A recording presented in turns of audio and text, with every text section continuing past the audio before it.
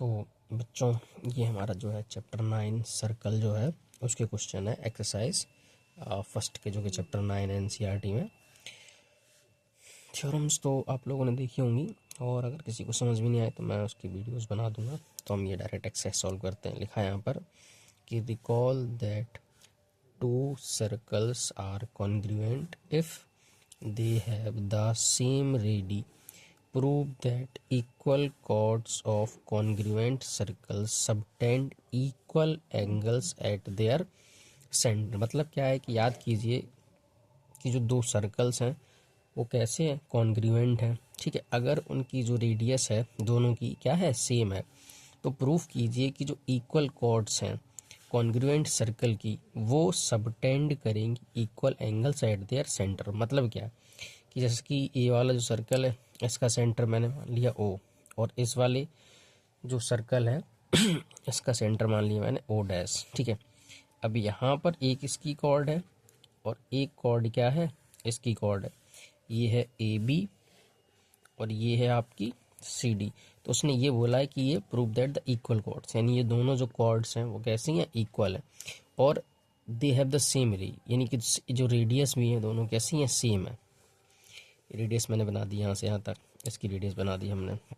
ठीक है, यानी कि ये इसके इक्वल है, ये इसके इक्वल है, और ये जो हैं आपस में कैसी है, ये भी इक्वल हैं। तो हमें क्या प्रूफ करना है, टू प्रूव, हमें ये प्रूफ करना था कि जो इक्वल कॉर्ड्स थी दोनों कॉन्ग्रुएंट सर्कल्स की, वो जो ये सर्कल है ये वाला, यानी कि AOB और CO'D, ये दोनों कैसे होंगे, इक्वल होंगे। ठीक है, तो यहाँ पे लिखेंगे angle AOB is equal angle CO'D।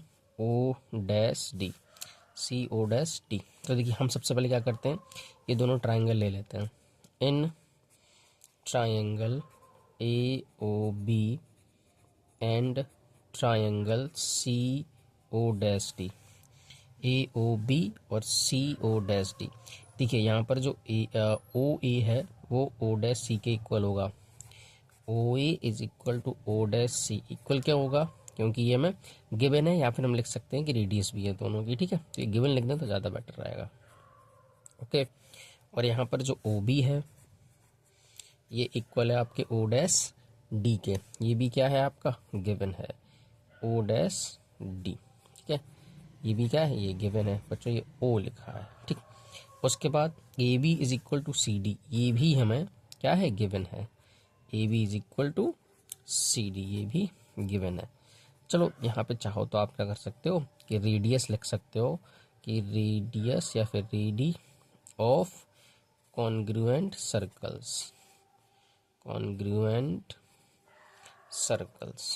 यानी ये जो है क्या बोलते हैं, कॉन्ग्रुएंट सर्कल्स की रेडियसेस हैं हमारी। ठीक है, तो जब ये देखो ये जो ट्राइंगल थे हमारे AOB और CO'D जो थी, ये दोनों कॉन्ग्रुएंट हो गए। तो लिख दो triangle AOB is congruent to the triangle CO'D, किससे, बाई SSS।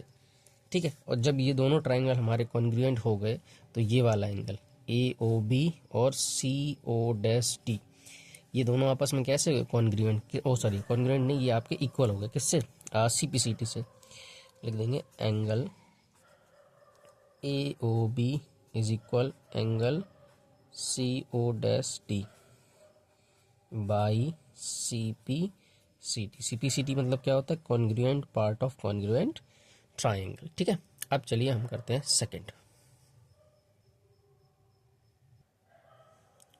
तो क्या लिखा है कि prove that if chords of congruent circles subtend equal angles at their centres then the chords are equal. मतलब क्या है कि ये प्रूफ कीजिए कि अगर chords ऑफ कॉन्ग्रुएंट सर्कल, यानी कि दो सर्कल हैं जो कि कॉन्ग्रुएंट हैं, इनकी chords क्या करती हैं, सेंटर पर क्या, ये रहे इसके सेंटर, इसको हमने O बोल दिया, इसको हमने क्या बोल दिया, इसको हमने O डैश बोल दिया इसमें। ठीक है, देखिए अब हमने जब इसको बोल दिया तो ये जो क्या बोलते हैं, इनकी जो कॉर्ड्स हैं वो क्या करती हैं, यहाँ पर बनाती हैं जो एंगल सबटेंड करेंगी, यानी कि इस जगह पर ये वाला एंगल, ठीक है, और इस पे ये वाला एंगल जो सबटेंड करते हैं यहाँ पर, ठीक है। Circle subtend equal angles at their centres then the chords are equal, यानी कि अगर इक्वल एंगल सबटेंड कर रही हैं क्या, ये जैसे ये कॉर्ड, एक ये रही कॉर्ड और आप एक कॉर्ड ये रही है हमारी, ठीक है। ये दोनों क्या करती हैं, यहाँ पर ये इक्वल एंगल सबटेंड करती हैं, तो हमें ये प्रूफ करना है कि then the chords are equal, यानी कि जो कॉर्ड्स होंगे ए बी, ये होगी सी डी के इक्वल होगी हमारी, ठीक है। देखिए सुनिए, हमें प्रूफ करना है कि जो ए बी है वो इक्वल होगी सी डी के। देखिए O A is equal to O dash C होगा, O B is equal to O dash D होगा, क्योंकि ये कॉन्ग्रुएंट सर्कल की रेडियस है हमारी, ठीक है।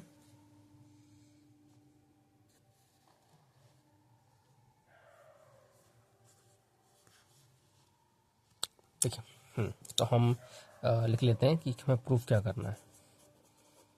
प्रूफ इसमें प्रूफ करना है कि A B is equal to होगा सी डी के। हम बस कुछ नहीं करेंगे, क्या करेंगे, ये दोनों ट्राइंगल ए ओ बी और ट्राइंगल सी ओ डैश आपस में कॉन्ग्रुएंट करा देंगे तो हमारा काम हो जाएगा। तो लिखते हैं in triangle A O B and triangle C O dash D. अब इसमें जो ओ ए है वो ओ डैश सी के इक्वल है। अब ओ डैश सी के इक्वल हुई क्यों, क्योंकि ये रेडियस है आपकी, ठीक है, बाद में लिख देंगे हम इसको। O B is equal to O dash D. अब बेटा ये दोनों जो हैं आपकी आपस में इक्वल इसलिए हुई क्योंकि ये कॉन्ग्रुएंट सर्कल की रेडियस है, ठीक है। रेडी ऑफ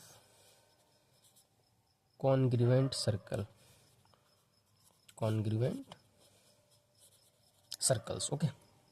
तो अब देखो उसने बोला था स्टार्टिंग में, prove that if equal chords of a congruent circle subtend equal angles, यानी ये दोनों जो एंगल्स हैं वो कैसे हैं, इक्वल हैं यहाँ पर।